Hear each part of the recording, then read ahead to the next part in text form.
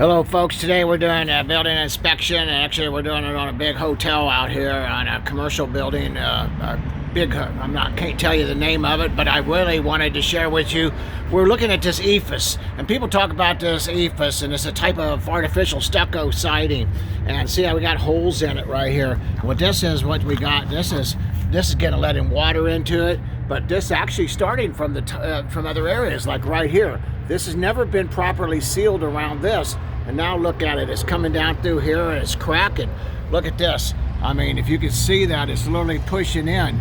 And can you see that? And it's gonna, it's all blew off. Now, with EFIs, we've had a lot of trouble with it, especially at this time this building was built, that literally they're cracking and is damaged and is probably totally rotted on the inside.